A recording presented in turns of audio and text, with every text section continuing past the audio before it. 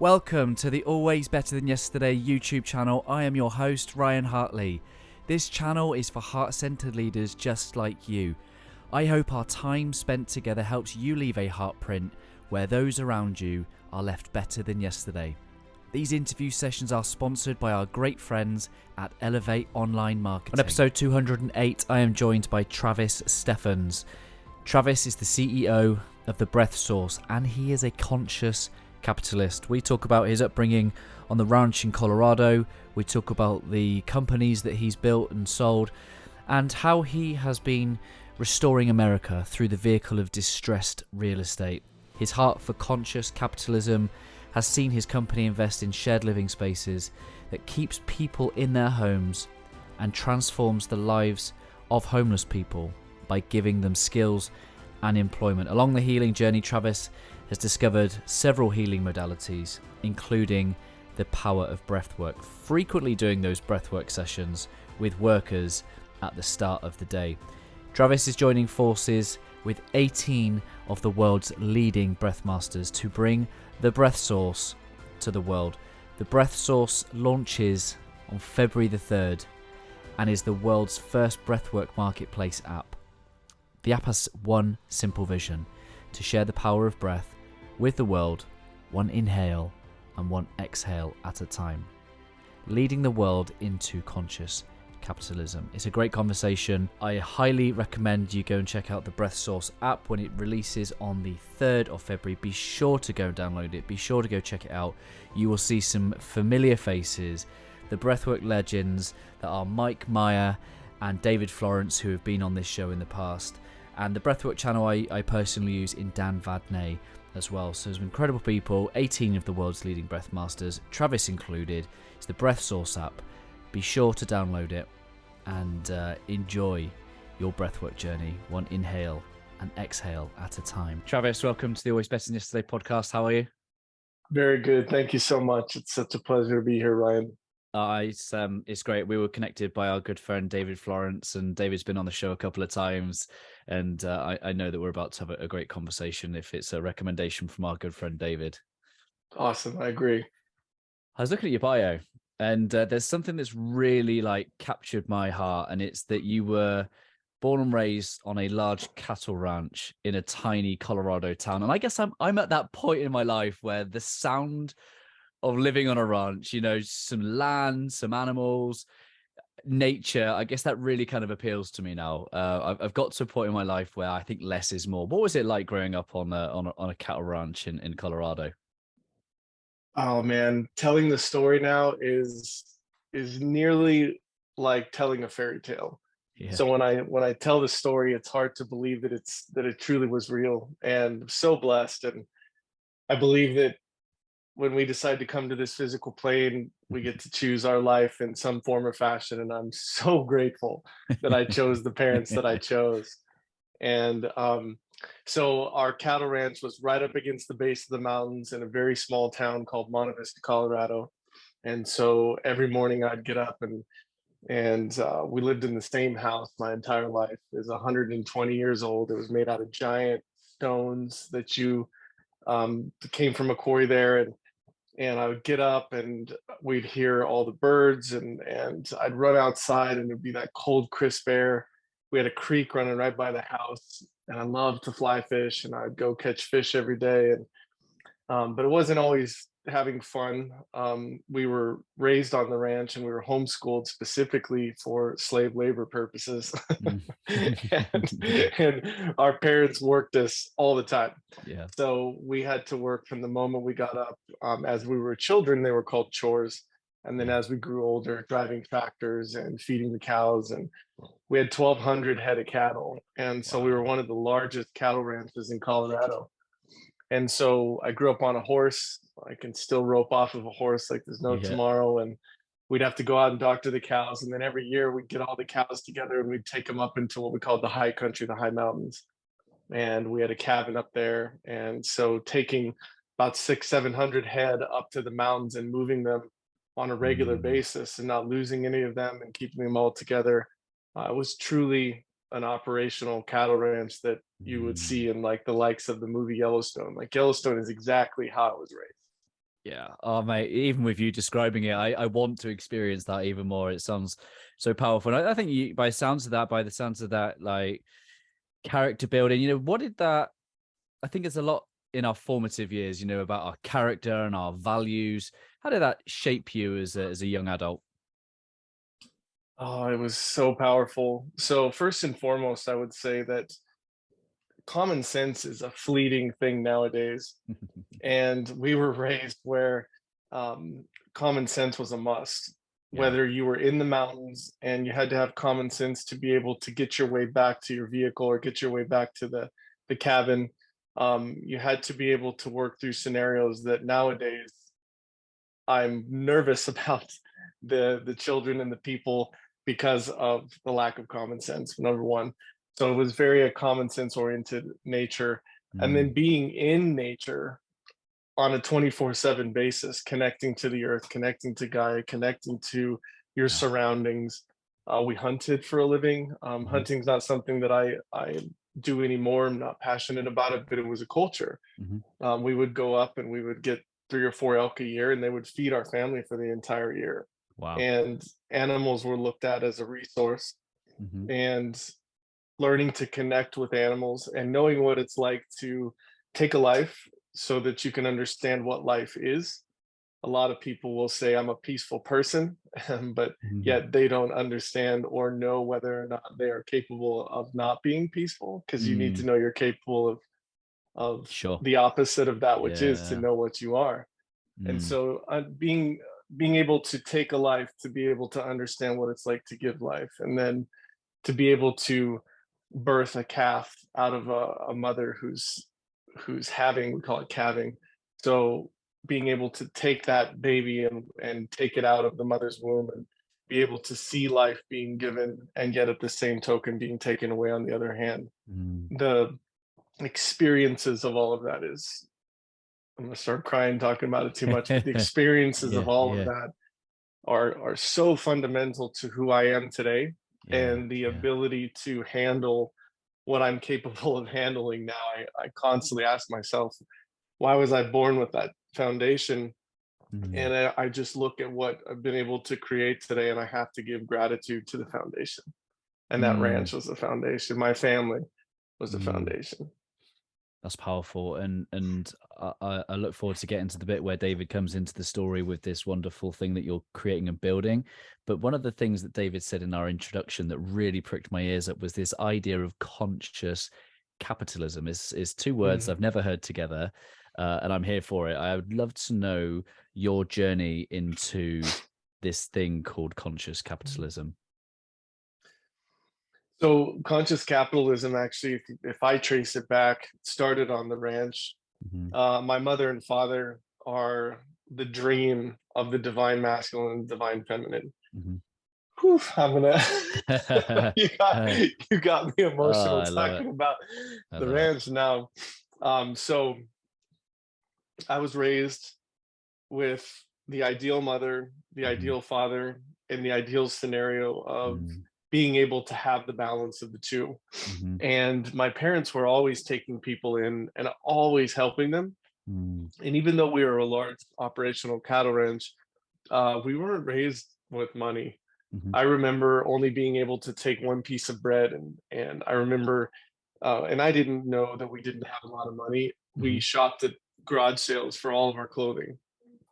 I didn't know what it was like to buy a pants that was more than 50 cents until I was probably 14 years mhm, old, and that's real. mhm, And so my parents would take people in, and they would never question anything, and they would take a lot of times it was single mothers with kids. And we were big at that point into church. I was raised in the church, mhm, and they just never ever ever missed an opportunity to reach out and to help someone. mhm, And so I saw that growing up. And then we were in church every Wednesday night, Sunday morning, Sunday night. And so I was constantly seeing people being cared for, loved on. And so mhm. my heart was always open and expanded, where I see a lot of people's heart centers are closed because they've had a lot of trauma. Yeah. I had the opposite. My heart center was open from a young age, working with animals, working on the ranch, being with my family, my parents, having 3 incredible sisters. So there was this love to help humanity. And then my father was such an example of the divine masculine and how he would constantly take care of the feminine around him and constantly be loving on people and giving to people. It was so beautiful. And so we would go to old folks' homes and sing on the weekends, and we would take care of Mm, elderly.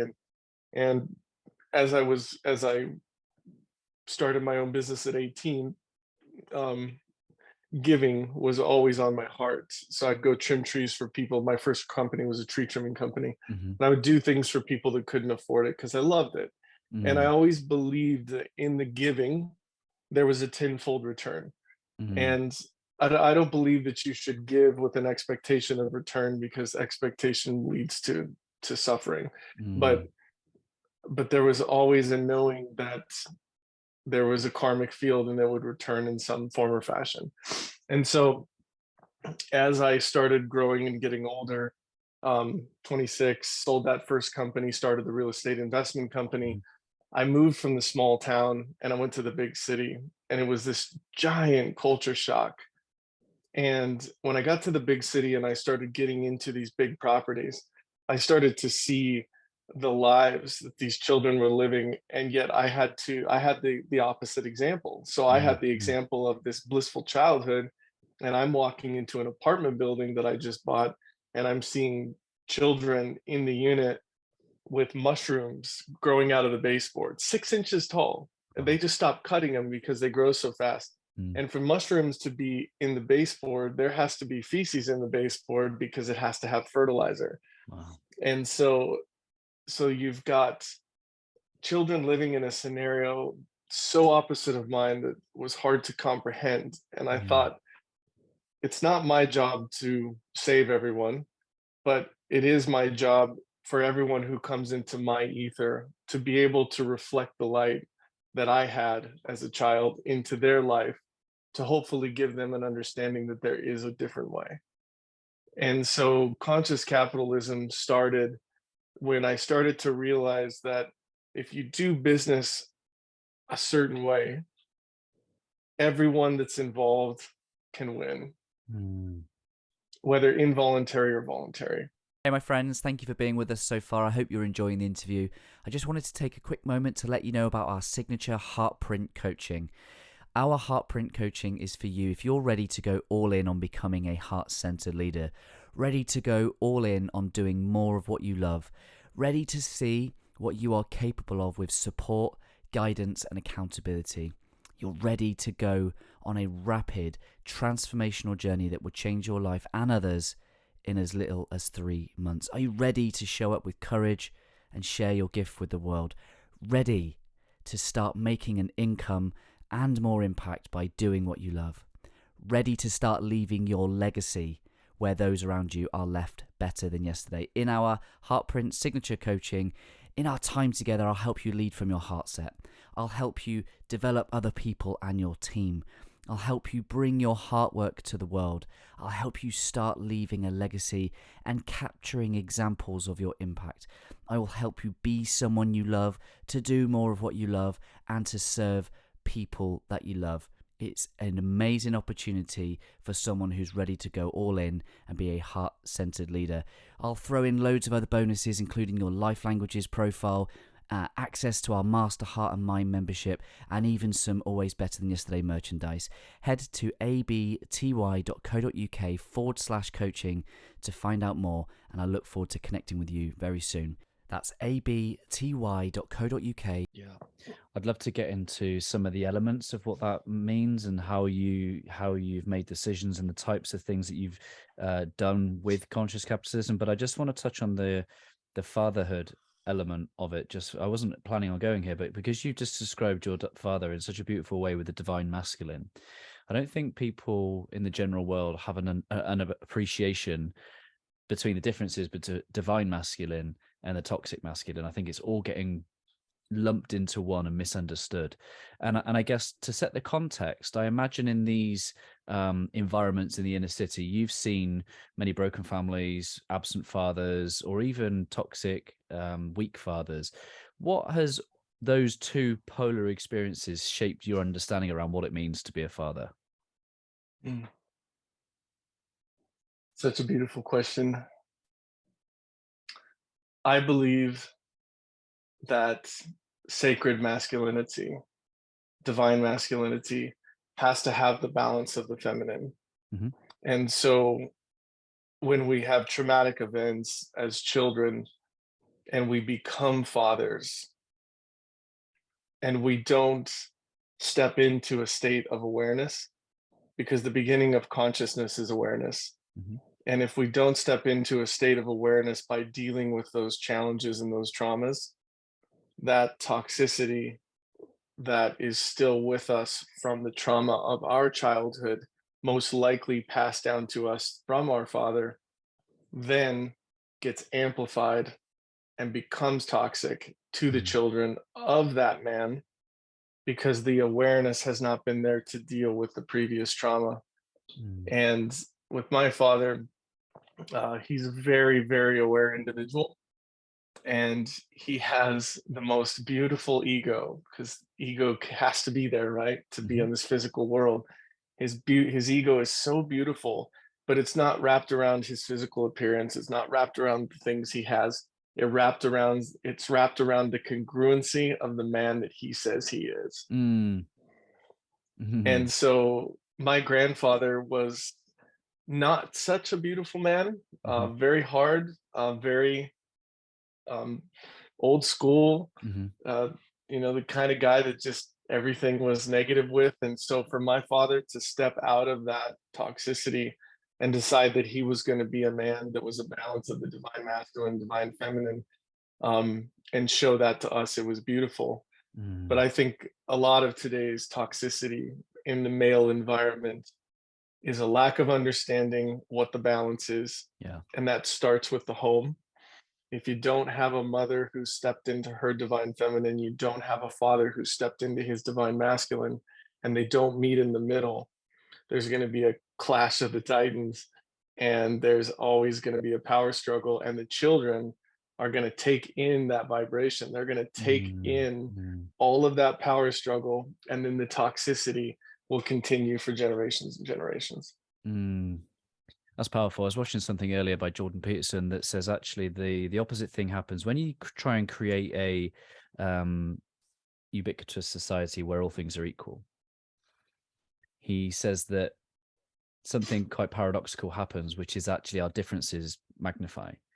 So in trying to become equal, we actually reveal our differences. And I think that is such a wonderful way of saying, actually, we both bring something not terribly, that's the wrong word. We both bring something so unique to the table, both masculine, feminine, in that polarity that, that actually I think bringing light to that, bringing that fullness of expression to those differences really helps people find that, yeah, this is my contribution, this is what I've been given, and this is how I fit in, and I contribute to something bigger than myself. Yes. And the division that's happening in the planet right now with this, am I feminine, am I masculine, Mm, am I a mm. man, am I a woman, how am I identifying? And we're simply fighting nature. Yes. And you can't fight a seed. If the seed is designed to be a rose, Yes. you can do anything you want, you can call it anything you want, it's going to bloom and blossom to become a rose. And I saw the most beautiful thing yesterday on YouTube. This incredible woman came out and she said to the women of the world, she said, ladies, you're fighting nature. Mm, Nature will always prevail. mm, mm. Yeah, I've been reading the Gospel of Mary, which is a text not so universally spread, but in it there are some significant words that Jesus says to her, and in it he talks about how we have a sickness of attachment to matter, and actually our attachment to matter causes a passion against nature, and passion in those terms used to mean suffering. So I guess what I've taken from her one-liner that Jesus said to her is that we are suffering as human beings because we go against the very nature of life. Yes. And nature is life. Right. Yeah. And totally agree. Matter is beautiful because, again, when you become more consciously aware of this physical plane and how matter is created, that everything is a particle until it becomes, I mean, everything is a wave until it becomes a particle Mm, through the physical thought. And mm, then we create matter, even if mhm. it's just an energetic frequency. Yeah. The awareness of matter is so true, and Mm. nothing really matters. Yeah. Yeah, that's powerful. One of the things you talk about as you go into these multifamily housing places, um, you say the first step of conscious capitalism is keeping people in their homes, and then the second is hiring homeless off the streets. Man, like that is so touching. I like talk to me about the practicalities. Like why? Like why don't the government do this? Why aren't the government looking after people in this way? First and foremost, it comes back to what you said about people focusing on matter. Yeah. I had an opportunity to be pretty exposed to the United States government, Hmm. and I have to admit I was quite shocked and disappointed of the Hmm. focus of the next rung of the ladder. Hmm. So if I would meet Ryan in the White House and Ryan's part of the presidential staff, all Ryan really cares about, and this is obviously not pertaining to you, but Hmm. that person that I would be meeting, all they cared about was the next rung in the ladder. Yeah. And it was mind numbing, the Mm. things that would occur out of lack of experience. And so the government, to answer your question, the billions of dollars that they Yeah. spend on homelessness is actually causing more homelessness. It's perpetuating the problem. And I haven't totally decided whether or not I believe they're doing it purposefully Mm. or they're doing it just out of pure ignorance and lack of awareness. Mm. But the the conscious part of going in and purchasing apartment buildings is recognizing that first and foremost, those are human beings, those are souls, and those are lives who, as we talked about earlier, have also decided to come and experience life in a certain way.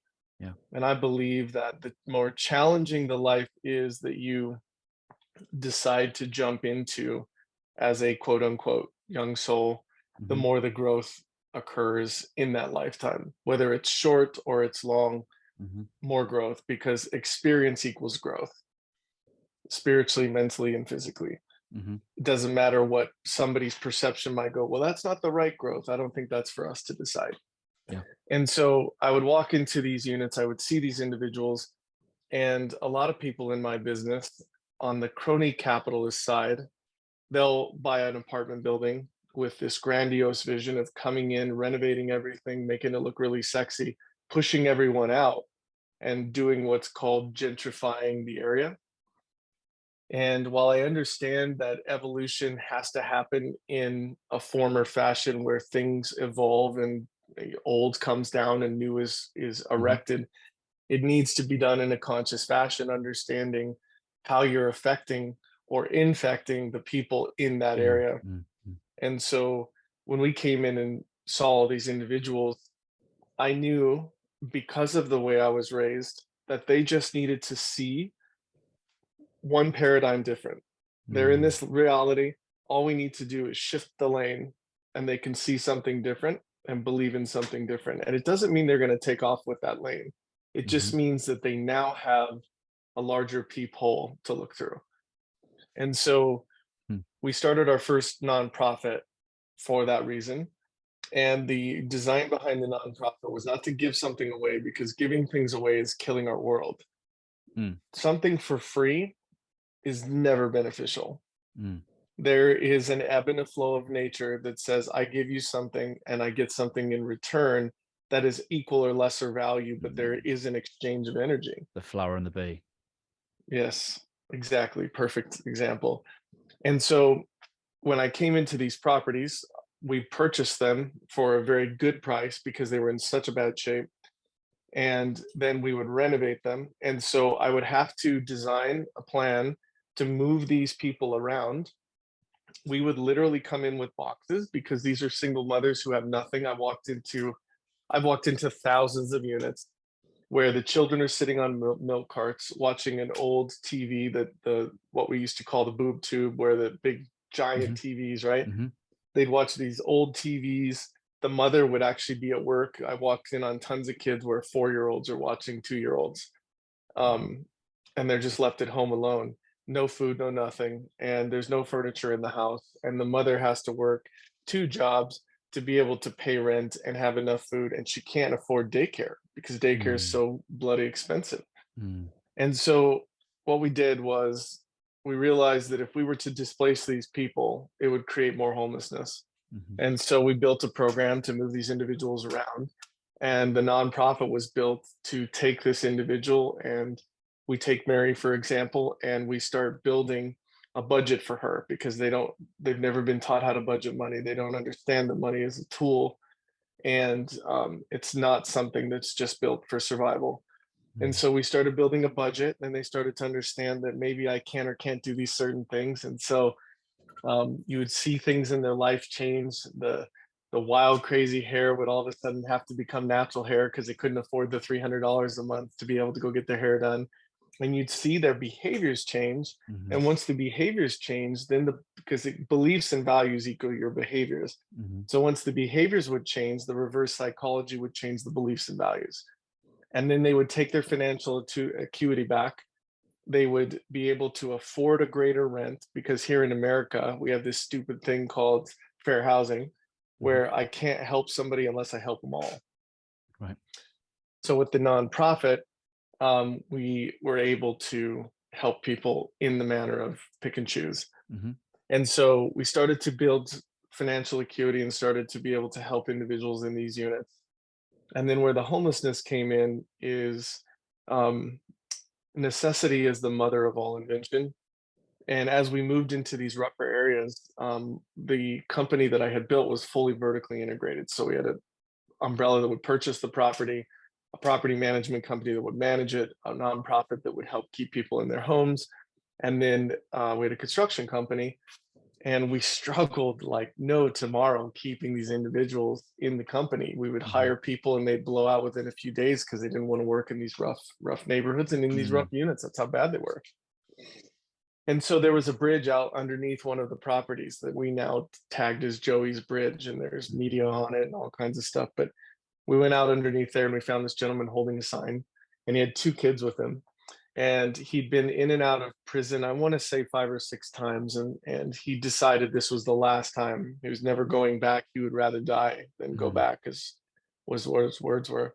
And he had his 2 kids with him, and his 2 kids were in a foster home nearby the bridge. So they would sneak out to come see him under the bridge, and they would hang out with him for a couple days, and his kids were his life.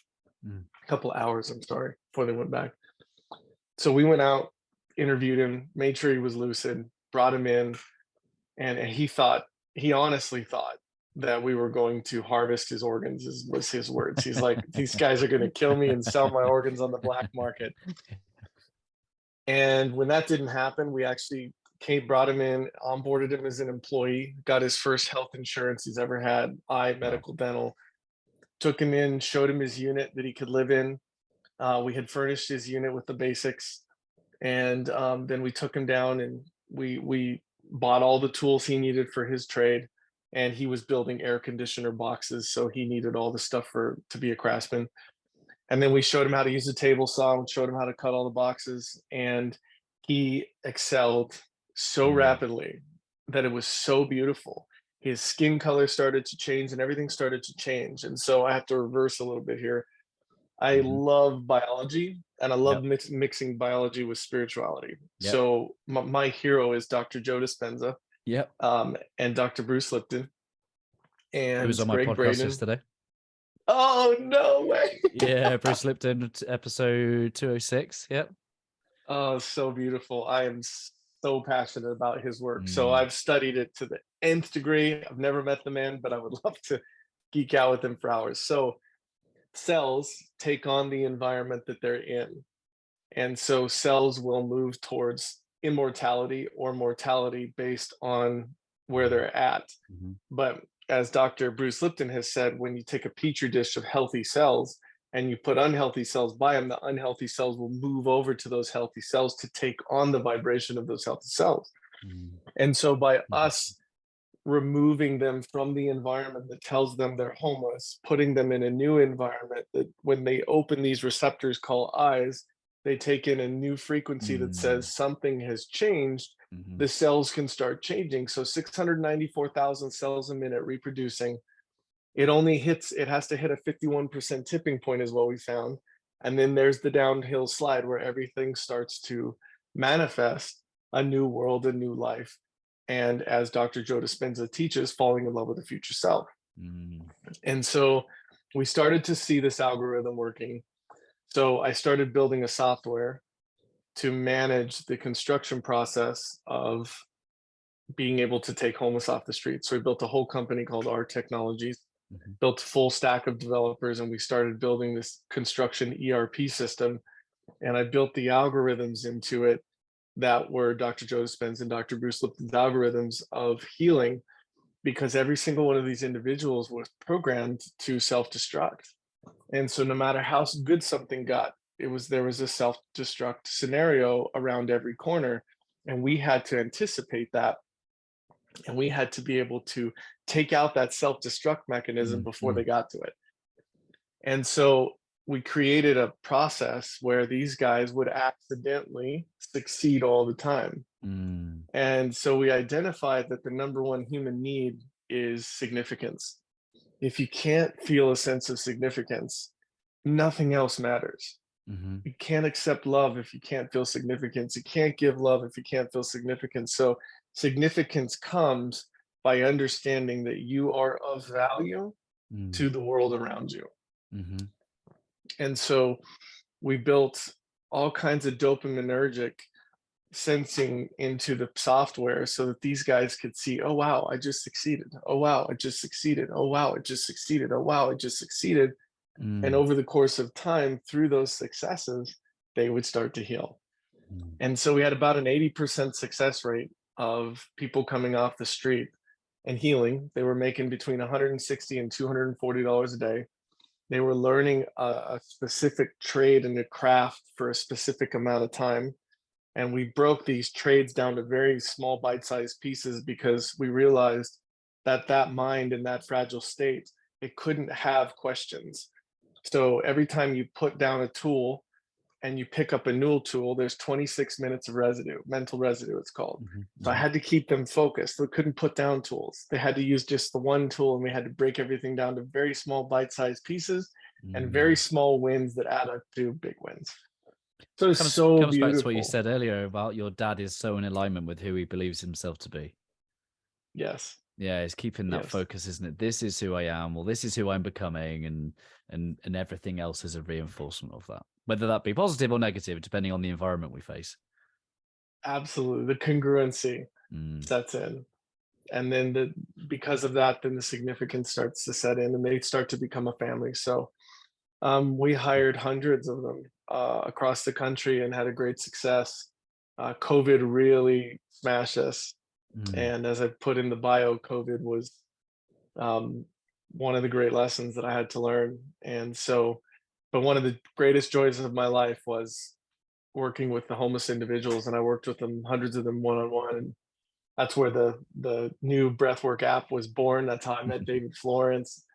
These were the angels that when we'd go to the properties, we worked in 9 states across the country, and I would 300 days a year I would travel, and I'd come to the property, and I usually wear a 3-piece suit so that they identify me and they know that I'm there. And then when I love on them, I'm in a 3-piece suit. It just means something to them. Mhm. I just noticed that the perception was a greater transfer of energy when I loved on them. Mhm. And so we would do breathwork classes every morning. So they'd see me show up, they'd see the guy in the suit, and they're like, oh, we're gonna have breathwork classes tomorrow.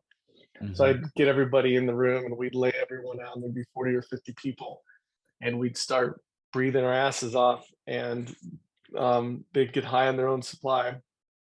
And then they would come to me afterwards and they would always want to have the video. And I attempted to video it. I attempted to email it to them. It was either too dark or the sound cut out, something happened. So 3 years ago on Christmas, one of them texted me and said, "Hey, could I please get a video?" And it would help them through a lot of tough times. So I would have to send them a video off of YouTube, just a YouTube link, hoping that they could get on YouTube and watch it. Yeah. And I decided then that I would build the Breath Source, which is the app that is now being built through our second tech company. Yeah. And so I got to give kudos to these angels. They helped me in a lot of ways to know myself as a reflector, as a reflection to me, and to also see the joys of this planet and then build this new technology. I love that. I was looking down the list of your breath masters, and Dan Vadney, his channel is the one that I have always listened to. Like, you know, I mean, I got into the breathwork side of things through Vim, particularly through COVID. But Dan's channel was definitely something that really, really helped. And I've also had one of our good friends, Mike Meyer, on the podcast too. So we've got some good friends in common. There's some incredible human beings that you've got on that Breath Masters list. But for anybody that's kind of listening, hasn't really dipped their toe into breathwork, why do you think that breathwork, both for you but also the 30 to 50 men in a room, what does it do? Like, what does it help you be, whether that be physical, mental, spiritual? Like, why should someone get involved? Thank you for asking that question. Makes me so excited, like a little kid telling a story. So I love breath, and I constantly say breath. What is breath? Yeah. Your body's made of 99 to the 14th power of empty space. Breath is made of empty space. So empty space meets empty space and keeps empty space alive. Like, so if we stop for 2 seconds and ask ourselves a seriously genuine question, what is in breath that keeps us alive? So it's the one thing, it's the one mechanism. So you could, getting a little gruesome here, you could cut your arteries, you could do those things. You're going to live for 5, 6, 7, 8, 9, 10 minutes, 12 minutes, somewhere there. But you stop breathing for a certain period of time, it's lights out. And so I love breath because I understand plant medicine very well, but breath is the original plant medicine. It comes from the plants to us. The earth is 21.8% oxygen. It never varies even a 1/10%.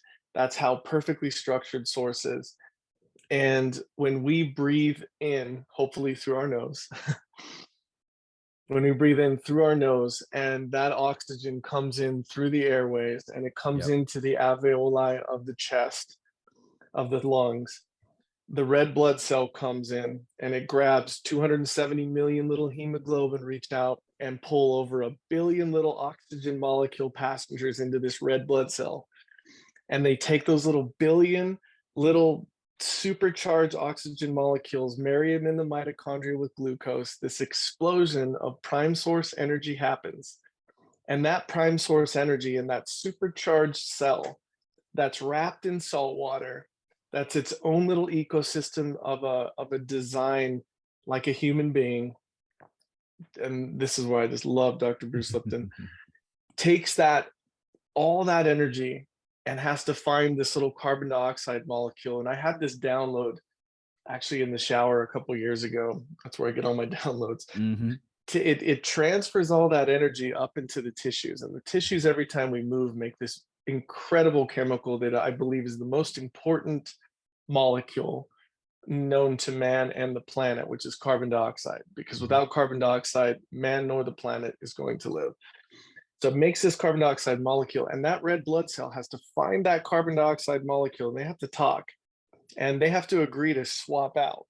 So then that energy called ATP is released into the tissue, and that red blood cell now has made an agreement to take that carbon dioxide back to the lungs. And here's the key: to be breathed back out to Gaia, so that she can take in Ryan's specifically coded to him and his body's carbon dioxide and know and love on Ryan everywhere he's at, no matter where he's at.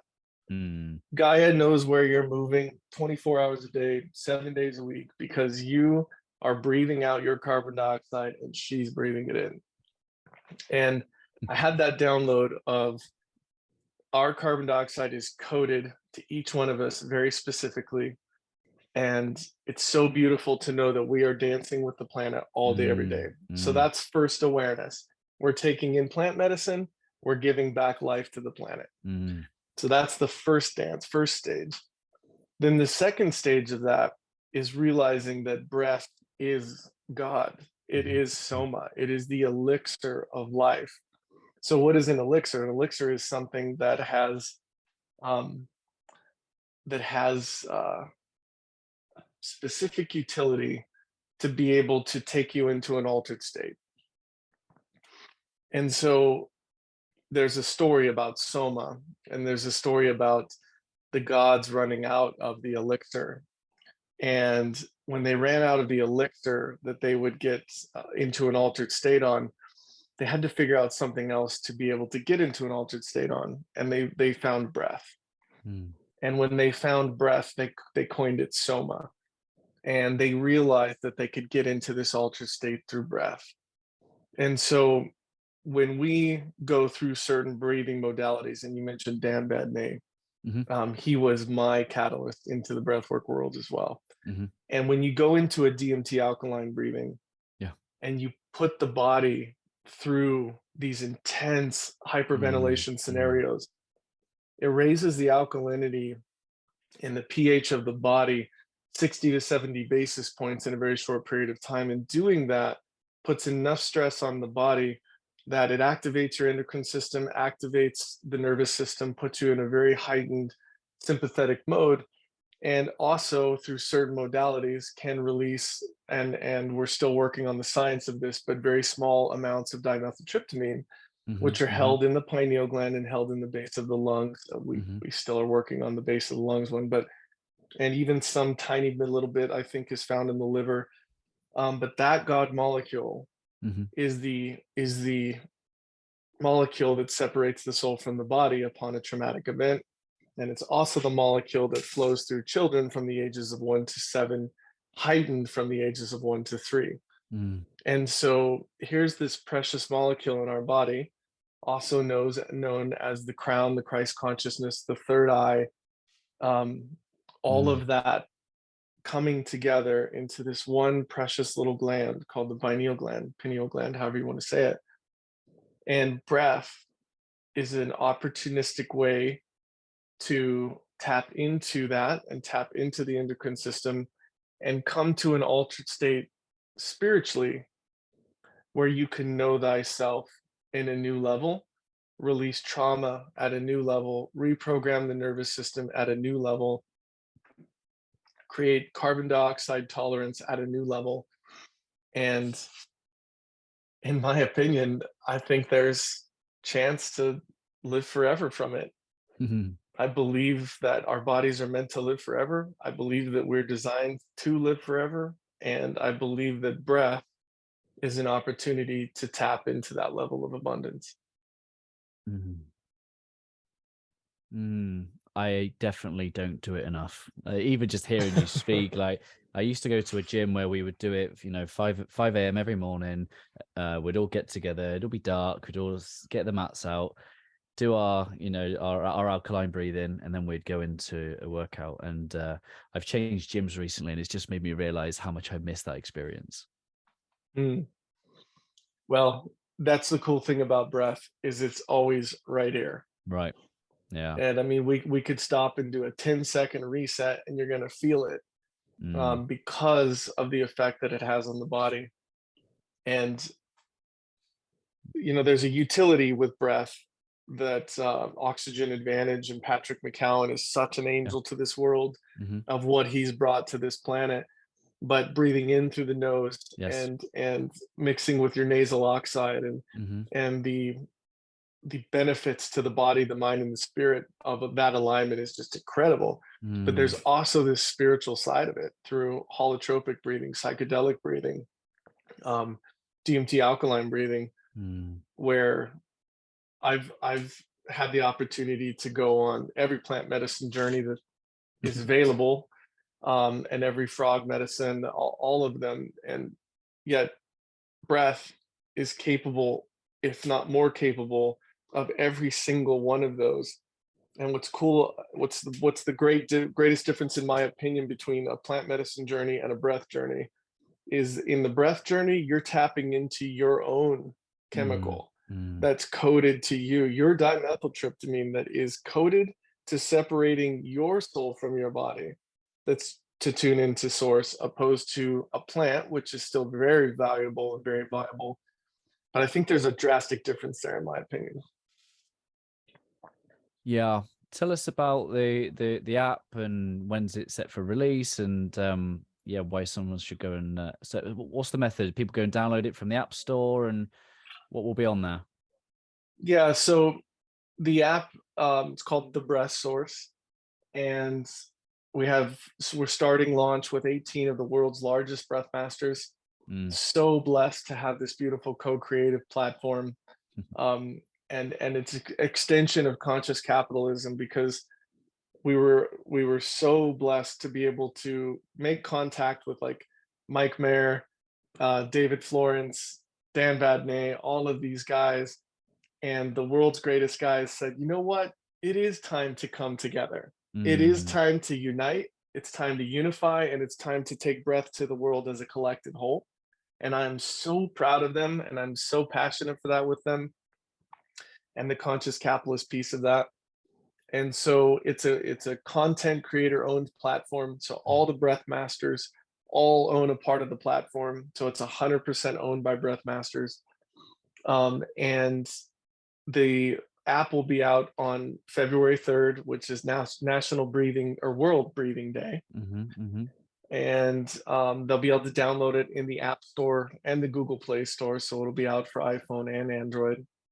And we have some new technology that will be rolling out Q2 called Breath Exchange, where people will be able to actually make money breathing. So Ryan can buy a class from Dan Badney and Mm-hmm. send it out to his following and make money by I say Mm. pushing breath across the world, but by exposing breath across the world to your followings, and live classes and some really beautiful things. So Well, I believe timing is everything, and this conversation will be aired on the 1st of February. So if you are listening to this, make sure you mark in your diary February 3rd, and make sure you go download the Breath Source app. I have already put it in my calendar, my friend. I shall be downloading it as soon as I wake up. awesome, man. Well, we look forward to that. I love it.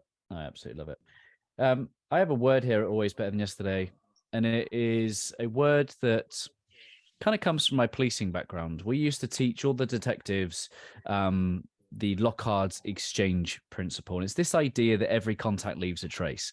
And for a detective, that was good for their minds to be able to think about what has the offender left of themselves at the scene.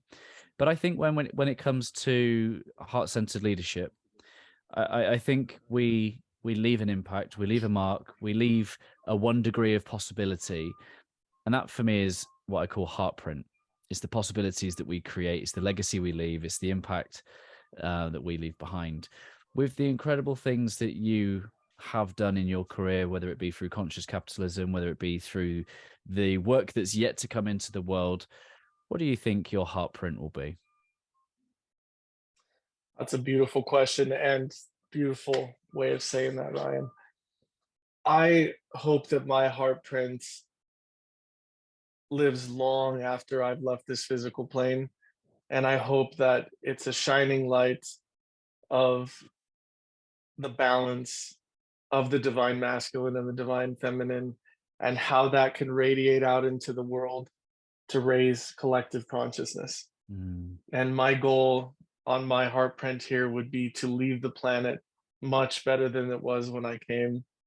And not because I saw it as needing my help, but I saw it as a reflection of me and an opportunity of me to heal, and therefore heal the planet. Mm. That's so powerful.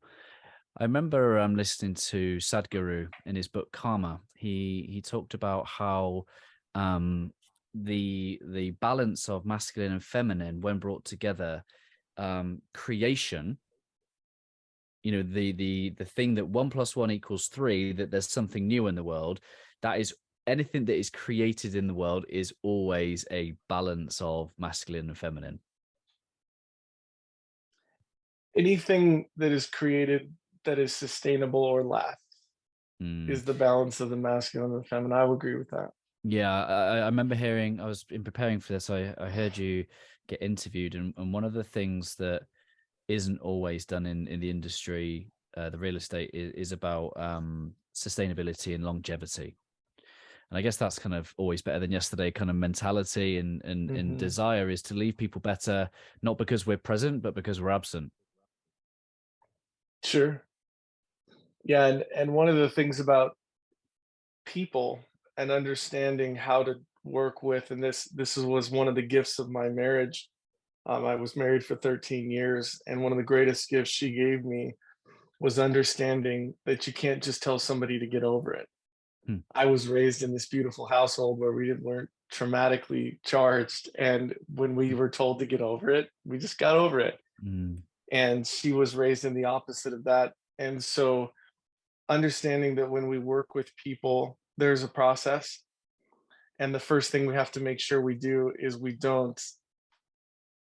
um, we don't affect their process on this mm, planet, because oftentimes we put our own desires, because we want to fill our own holes in our own soul, mm. into their world, trying to fill their hole, like rolling up to a homeless guy on the street and giving him $20 Yeah. never helps him. Never, not in any scenario, not in any snowstorm, not in anything. It never empowers him to Mm, not be homeless. mm, And I'll have that conversation with anybody on the planet. We're always fulfilling a desire within us mhm, and perpetuating the actual perceived problem. mm. And so you can't rush human evolution. When we rush human evolution, we will have wars and explosions.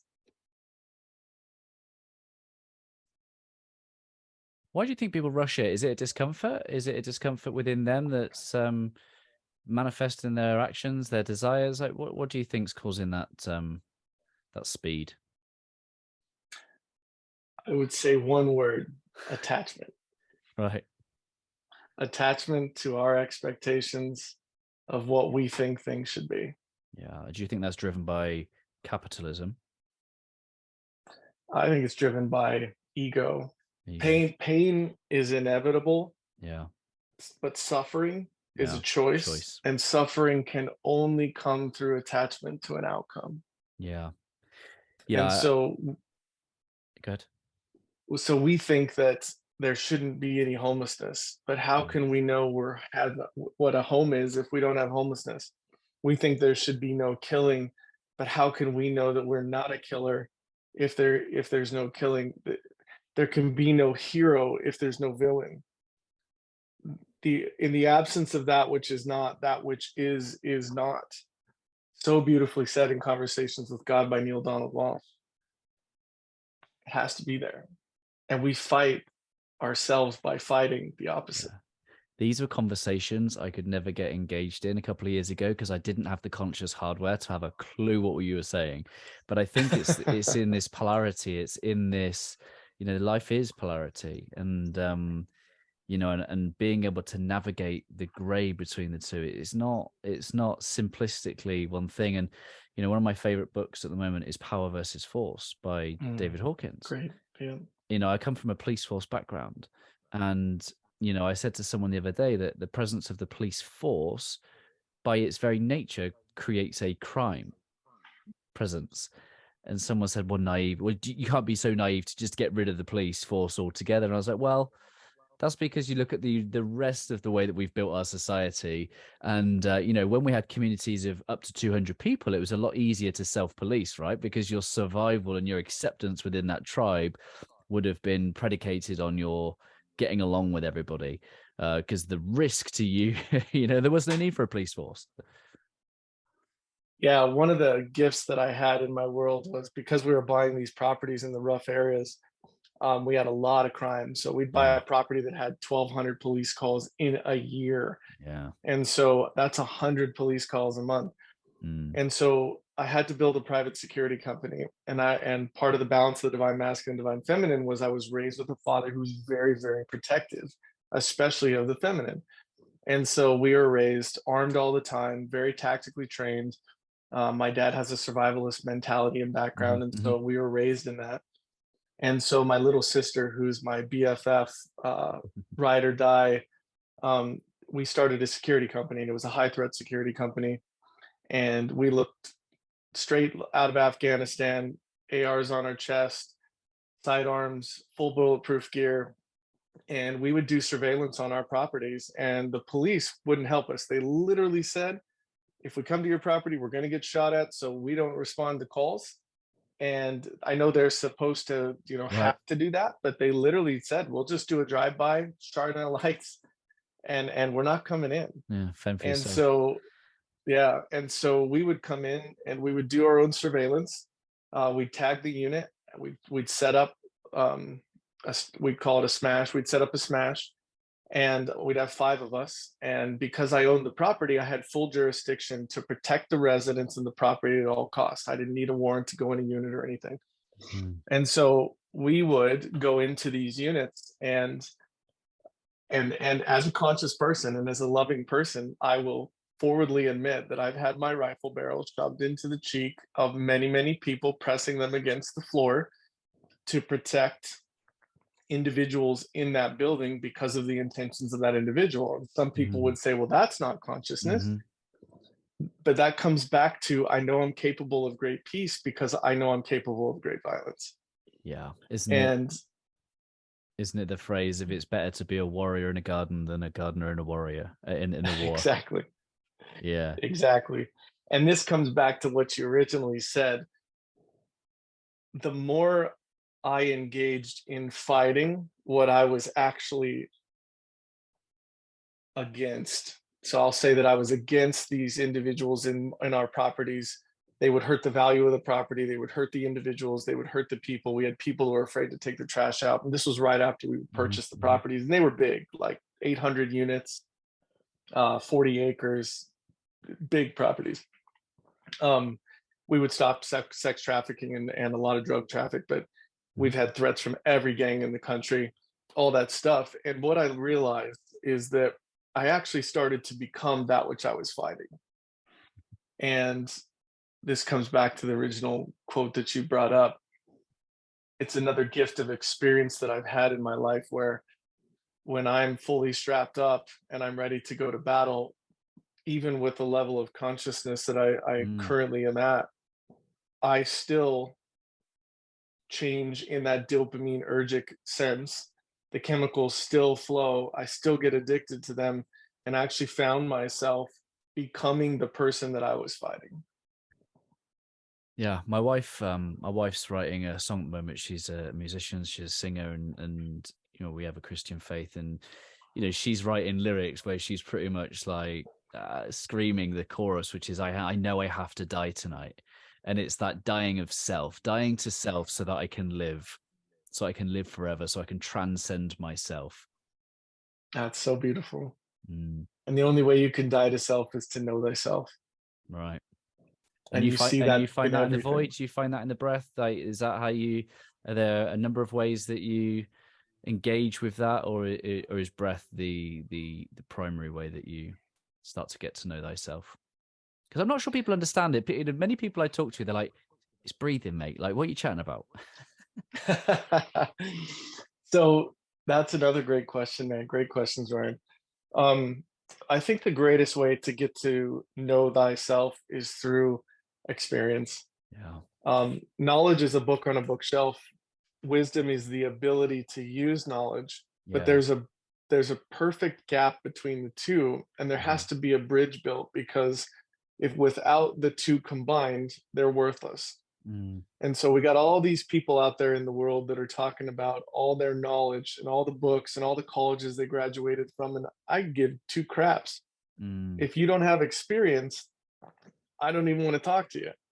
And so getting out Mhm. and getting experience while being consciously aware starts to build the bridge between the two, Mm, to where eventually, because of the experience, you can understand the wisdom, the knowledge, mm, and you can use it as a tool in your life.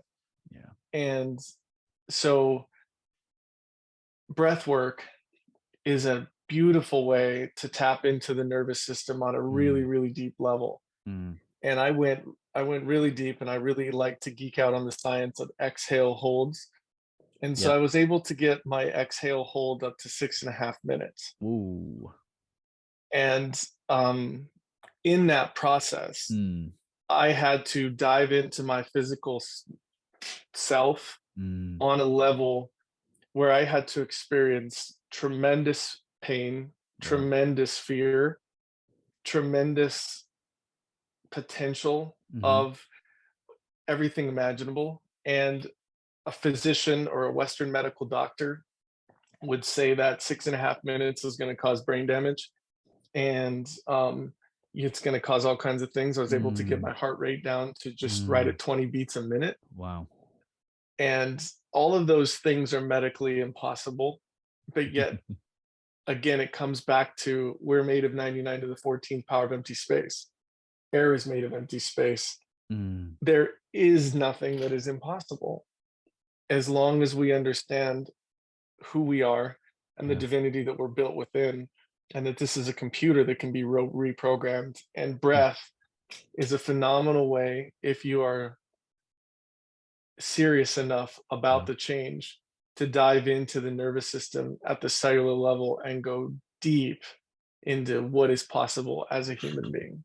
wow, that's powerful. 6 minutes. I mean, I've done about 3.5, nearly 4 at my max. And I'd say when I came round from That's that, good. I didn't know where I was. I'd literally, that last time I did it, I can't, it, I came round and I just went and spoke to my wife. I was just like, I don't know how long I was in there for. I don't know what I was doing. The only reason I know how long I was because I had my timer next to me. But for you could have told me that I'd been somewhere for half an hour or whatever, I would have believed you because I can't even use words to describe it. Can't Mm. even use words to describe it. And that's that space of healing. That's Wow. that space of reprogramming. When we get out of our way, Mm, source can come and can move things around. No time, no place, no ego, no mind. That is the mm, space of healing. mm. I love that. Want to be super conscious and respectful of your time. Where can people connect with you? Where can they find out more about the great work that you're doing in the world? So the breathsource.app is our website. And again, the Breath Source app will be launching on February 3rd. And we're so excited to build a conscious co-creative community there. And we'll be taking in breathwork instructors from all over the world into stage 2 and stage 3. So you can go there as a breathwork instructor and apply on the website, and we'll take you into the queue, and we'll contact you and take it very seriously. We also have a lot of products for biohacking and biosupplements that we sell on the app. Mm-hmm. And then we'll be at the UK health convention. So Mm-hmm. that's exciting. And so we'd love to see you guys there. And live classes and all that good stuff. So My friend, I've absolutely loved this conversation. I hope we get to have another one very soon. And I'll be honored if you'd leave us with a final thought from your good self. thank you so much. The final thought that I would encourage everyone to step up to the plate with would be, realize that every single person you come across in your life is a reflection of something within you, either in that you have been, you are, or that you will be. And so if you can see that reflection, it'll be so much easier to treat them with love and Mm. light. And that's been one of the greatest lessons in my world, is every person that I shake hands with or come into contact with, they're reflecting something back to me that I can become aware of and change. Love it. Travis, thank you, brother.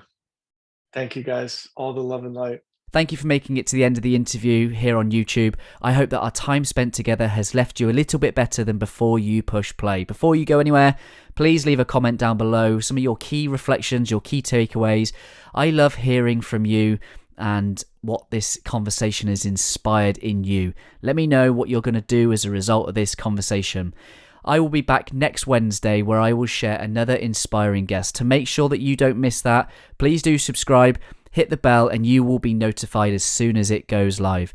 If you're curious to know how I, through Always Better Than Yesterday, can serve you, your team, your organization, please do visit alwaysbetterthanyesterday.com, and it will be my honor and privilege to help you in any way I can. Keep leading, my friends.